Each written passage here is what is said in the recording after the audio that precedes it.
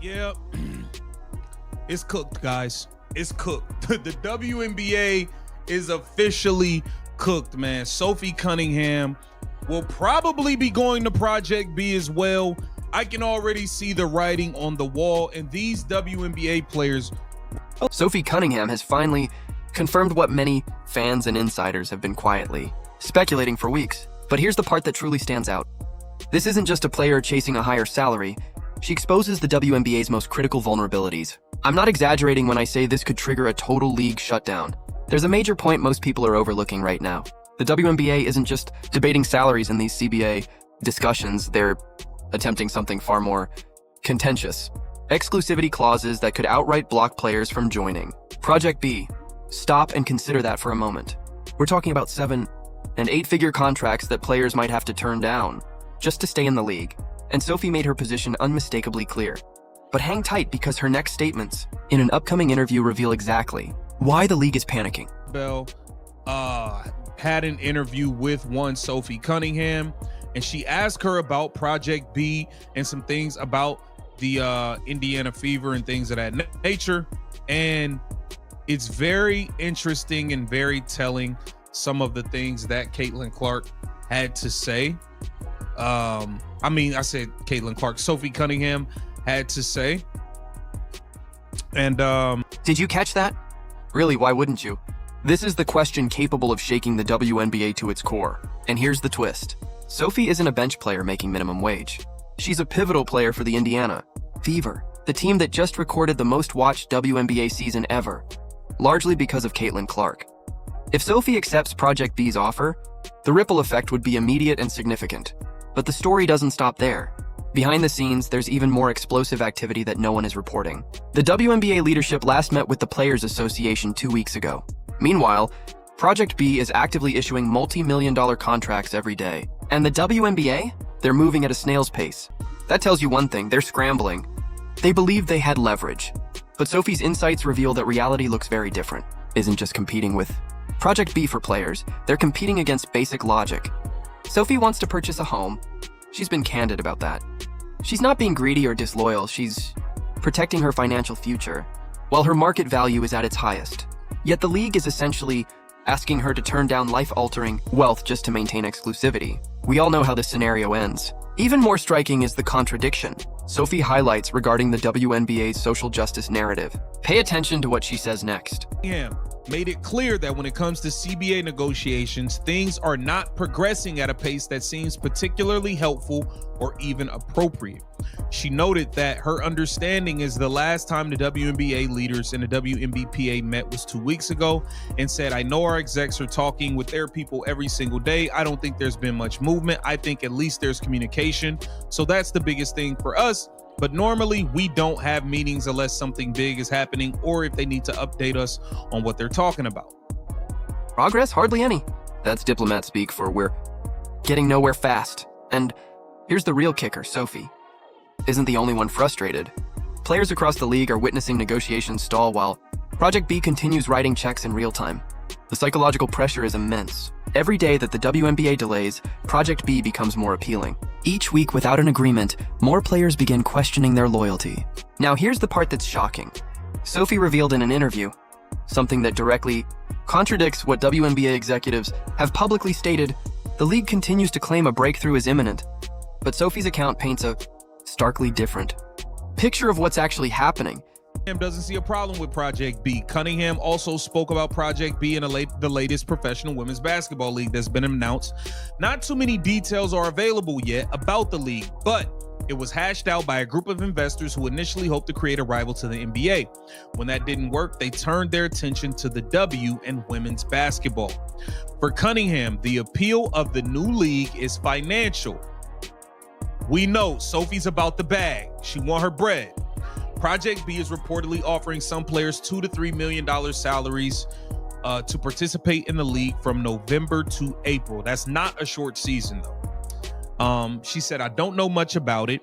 You know, you see stuff on social media, but I know how social media goes, so you got to take it with a grain of salt. But, you know, if people are going to be paying you multi-million dollars deals, why would you not? If someone offers you a multi-million-dollar contract, why would you refuse? There it is. The question that undermines the WNBA's entire negotiating stance. Here's what most people aren't seeing. The WNBA isn't just competing with Project B for players, they're competing against basic logic. Sophie wants to purchase a home. She's been candid about that. She's not being greedy or disloyal, she's protecting her financial future, while her market value is at its highest. Yet the league is essentially asking her to turn down life-altering wealth just to maintain exclusivity. We all know how this scenario ends. Even more striking is the contradiction Sophie highlights regarding the WNBA's social justice narrative. Pay attention to what she says next. Listen, I've been very clear. If Project B called KTV on the way to Project B. It is what it is. It is what it is.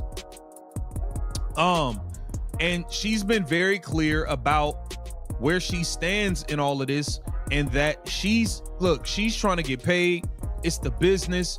My whole thing is there are some social warriors and advocate warriors who going to Project B has been a complete contradiction of all the things they've been trying to push for in WNBA and all this other stuff. I wish they would have just said, hey man, we just want to get paid more, and they could stop all of this other foolishness that they've been doing. And just say, hey, it's strictly about the bread. We could respect and understand if it's strictly about the bread, but once y'all all try to be like this activist league and all this other stuff. This part truly blows my mind. For years, WNBA players have presented themselves as an activist league, advocating for equality, fair pay, and worker rights, and that effort deserves respect. But now Project B arrives with actual, tangible money, not promises, not projected revenue sharing, but real contracts. Suddenly, the activism takes a backseat. Sophie bluntly states the quiet truth. It's about the money. That's honest. That's real. And it completely dismantles the notion that the league was ever about anything beyond salaries. I'm not criticizing. Players have every right to maximize their earnings. But let's stop pretending this is a moral crusade. When a better offer appears, it will be accepted. The most fascinating aspect, Sophie's remarks about her future with the Fever perfectly illustrate how personal stakes collide with the business reality. Cunningham addressed her future with the Fever. Cunningham also admitted that there's a lot of uncertainty when it comes to the WNBA's 2026 season, which makes it more difficult to know if she can plan to be on the Indiana Fever next year. Like most of the league, Cunningham will be a free agent and her spot on the team is not guaranteed. There's a lot of uncertainty, like you said, with the CBA, with the money, if we're even going to have a league next year, and then people want to come back. We're trying to keep our core together. The Fever battled through several season-ending injuries, including Cunningham's own. Yeah, this was a season from hell for the Indiana in terms of injuries, man. And put in a strong performance during the WNBA playoffs this season. There's real uncertainty over whether the WNBA will even exist next year. Let that sink in. Sophie Cunningham, a cornerstone of the league's most popular team in history, isn't even sure the league will continue. And this isn't speculation. This is inside information from someone directly involved. The WNBA is teetering on the edge. Here's what makes this even more explosive. Sophie wants to stay with Indiana. She wants to play with Caitlyn Clark. She wants to compete for championships. But she's not willing to sacrifice her financial security to do it. This is game theory in action. The league believes it can force players to choose loyalty over money through exclusivity rules, but Project B has rewritten the equation entirely. The offer is so substantial that the decision becomes obvious. And once Sophie steps away, Kelsey Mitchell is watching, Aaliyah Boston is watching, even Caitlyn Clark is watching. And this part should genuinely alarm WNBA executives. Back Caitlyn Clark, obviously the GOAT, it's her team. You re-sign Kelsey Mitchell, Aaliyah Boston, Lexi Hall. That's our core four, period. That's the core four, the original core four from Caitlyn Clark's rookie season. Caitlyn, Kelsey, Lexi, Aaliyah. Then after that, you bring back Sophie Cunningham and you bring back Michaela Timpson, and we go from there. I'm open to Ari McDonald coming off the bench. She does not have to. She doesn't have to be here, but I'm open to her coming off the bench. I'm open to a Chloe Bibby return. Those are some things I'm open to, but they don't have to happen. They don't have to be here. When Sophie talks about bringing back the core, pay close attention. She's making a powerful point. She wants Caitlyn, Kelsey, Lexi, Aaliyah, and herself back together. That's the foundation for a championship team. But every single one of these players is either a free agent now or soon will be. Every one of them is receiving calls from Project B. Each is calculating the same math. Sophie is running. The irony? The WNBA created this problem themselves. They had years to create competitive salaries. They had multiple chances to structure contracts that would retain top talent. Instead, they became complacent, assuming loyalty would trump financial incentives. They expected players to sacrifice for the greater good of the league. Now, they're stunned that Sophie Cunningham is openly discussing offers from a rival. This is no longer a negotiation, it's a full-blown crisis. The tipping point? What Project B is offering.